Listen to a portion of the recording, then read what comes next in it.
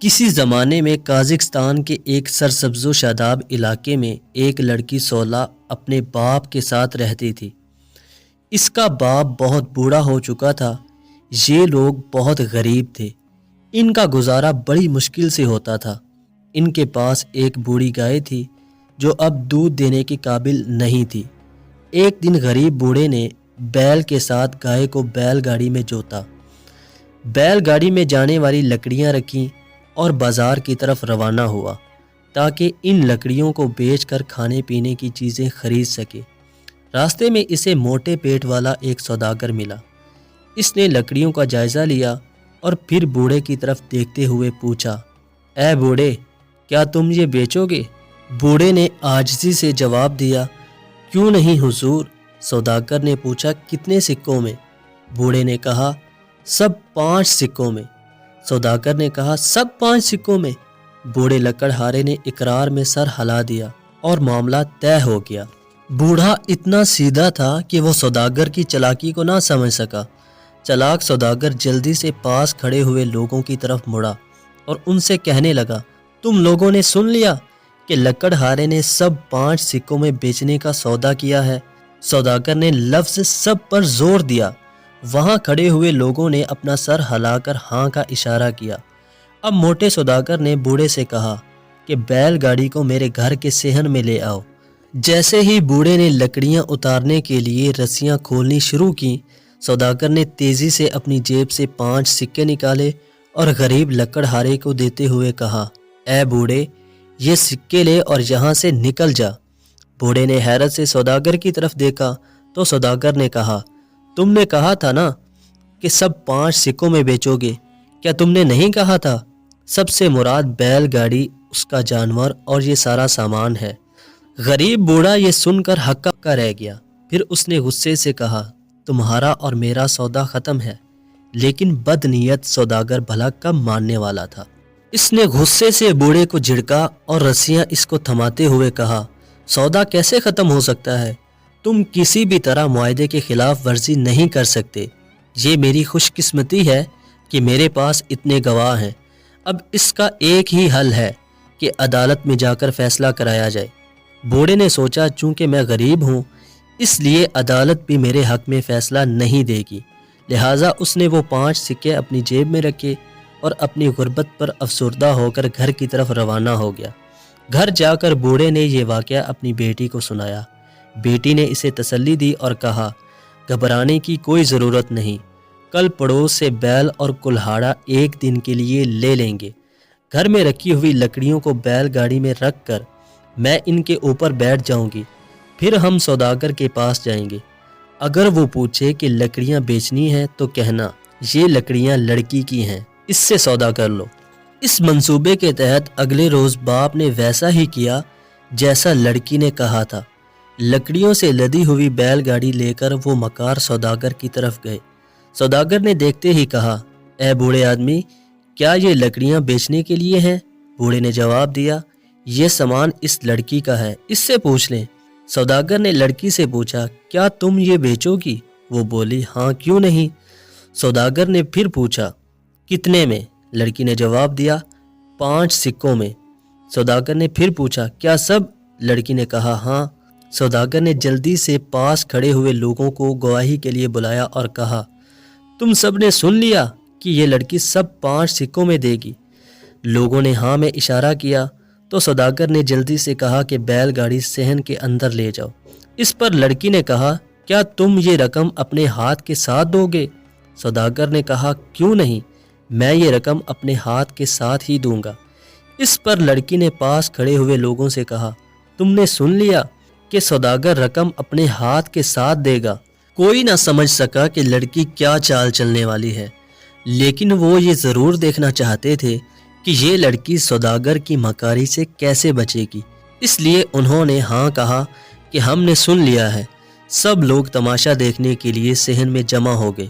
جو ہی رقم دینے کے لیے سوداگر نے اپنا ہاتھ بڑھایا، لڑکی نے مضبوطی سے سوداگر کا ہاتھ پکڑا اور اپنا کلہاڑا اٹھا لیا۔ سوداگر نے ہکلاتے ہوئے کہا، اے لڑکی، کیا کر رہی ہو؟ لڑکی نے روبدار آواز میں کہا، مکار سوداگر، تم نے خود کہا تھا کہ اپنے ہاتھ کے ساتھ رقم دو گے۔ اس بات پر ہی سودا طے ہوا تھا۔ یہ سب اتنی تیزی کے ساتھ ہوا کہ سوداگر گھبرا گیا۔ اس نے سوچا کہ اگر یہ معاملہ عدالت میں جاتا ہے تو میں مقدمہ ہار جاؤں گا۔ اس نے بے دلی سے اپنے ہاتھ کے بدلے 1000 سکے دینے کی پیشکش کی، جو لڑکی نے قبول کر لی۔ اس طرح لڑکی نے اپنی ذہانت سے چلاک سوداگر کو شکست دے دی۔ 1000 سکے سوداگر نے لڑکی کو دے تو دیے، لیکن وہ سارا دن یہ سوچتا رہا کہ لڑکی سے اپنی بے عزتی اور نقصان کا بدلہ کیسے لے۔ پھر ایک ترکیب اس کے ذہن میں آئی۔ وہ لڑکی کے پاس گیا اور کہا، آؤ ہم عدالت میں چلیں، ہم ایک ایک قصہ سنائیں گے۔ اگر دوسرے نے اس قصے کو جھوٹ ثابت کیا تو اسے 1000 سکے دینے پڑیں گے۔ اگر کوئی یہ سمجھتا ہے کہ دوسرا سچ بول رہا ہے تو وہ اس سچ کے لیے ثبوت دے گا۔ لڑکی راضی ہو گئی۔ چنانچہ اگلے دن سوداگر اور بوڑھے کی لڑکی اور کافی تعداد میں لوگ عدالت میں جمع ہو گئے۔ پھر سوداگر نے اپنی بات شروع کی۔ اس نے کہا، میں نے سال بھر پہلے بہت سی گندم کاشت کی۔ گندم کے بیج اتنے صاف ستھرے تھے کہ گندم کے بڑے خوبصورت پودے اگے۔ پھر گندم تیار ہو گئی۔ جب گٹھے بنائے تو ہر گٹھے میں ایک چھوٹا بھیڑ کا بچہ موجود تھا۔ جب غلہ علیحدہ کرنے والی جگہ پر یہ گٹھے لے جائے گئے تو ہر دانے میں بھیڑ کا بچہ تھا۔ جب اس غلے کو آٹا پیسنے والی مشین پر لے جایا گیا تو پرت کے 2 پارٹوں میں سے بھیڑ کے بچے نکل کر دوڑنے لگے اور میں کرنے لگے۔ سوداگر یہ سب کہہ رہا تھا اور وہاں کھڑے لوگ سر ہلا ہلا کر اشارہ کر رہے تھے کہ موٹا آدمی جھوٹ بول رہا ہے۔ لیکن جب قاضی نے لڑکی سے پوچھا تو لڑکی نے جواب دیا کہ سوداگر کا ایک ایک لفظ سچ ہے۔ اگر گندم کے بیجوں کو اچھی طرح صاف کر کے بویا جائے تو گندم اچھی اگے گی۔ خزاں میں کٹی ہوئی گندم کے ڈھیر میں چھوٹے بھیڑ کے بچے دکھائی دیتے ہیں۔ جب غلہ علیحدہ کرنے کے لیے اسے ہوا میں اڑایا جاتا ہے تو ہر دانے سے بھیڑ کا جوان بچہ بن جاتا ہے، اور جب اس غلے کو پیسنے کے لیے مشین میں ڈالا جاتا ہے تو یقیناً یہ بھیڑ کے بچوں کی طرح میں کریں گے۔ لڑکی نے اس عمدہ طریقے سے اس کو بیان کیا کہ قاضی اور سوداگر لڑکی کی اس بات کی مخالفت نہ کر سکے۔ اب لڑکی کی باری تھی۔ اس نے موٹے سوداگر کی طرف دیکھا اور کہا، میرا چچا تجارتی قافلوں کی رہنمائی کرتا تھا۔ ایک دفعہ جب وہ جنگل میں 100 اونٹوں کے قافلے کی رہنمائی کر رہا تھا تو اچانک ڈاکوؤں نے قافلے پر حملہ کر دیا اور اسے لوٹ لیا۔ اسی دوران پیدل چلنے والے چند بے گناہ بھی مارے گئے۔ کل میرے چچا نے مجھے بتایا کہ قافلے کو لوٹنے والے اور بے گناہوں کو قتل کرنے والے ڈاکوؤں کا سردار یہی موٹا سوداگر ہے۔ پھر لڑکی نے سوداگر کو مخاطب کرتے ہوئے پوچھا، میں جھوٹ بول رہی ہوں یا سچ کہہ رہی ہوں؟ اس وقت وہاں کھڑے ہوئے لوگوں میں شور بلند ہوا۔ سوداگر اتنا خوف زدہ ہوا کہ بے ہوش ہو کر زمین پر گر گیا۔ جب تھوڑی دیر بعد ہوش میں آیا تو اس نے تماشائیوں کو زور سے کہتے ہوئے سنا، اے ڈاکو مکار انسان، کیا ہوا؟ اب بولو۔ لیکن وہ کیسے بول سکتا تھا؟ اس کی حالت تو ایسی تھی کہ کاٹو تو بدن میں لہو نہیں۔ قاضی نے بھی سوداگر سے جواب طلب کیا۔ سوداگر جانتا تھا کہ اگر اس نے کہا کہ یہ لڑکی سچ کہہ رہی ہے تو اسے نہ صرف قافلے سے لوٹے گئے سامان اور اونٹوں کی قیمت دینی پڑے گی بلکہ اسے موت کی سزا بھی ہوگی۔ اگر وہ کہتا ہے کہ لڑکی جھوٹ بول رہی ہے تو معاہدے کے مطابق اسے 1000 سکے دینے پڑیں گے۔ اس سے کوئی جواب نہیں بن پا رہا تھا۔ اب تو وہاں کھڑے ہوئے لوگ اور زیادہ ناراض ہو گئے۔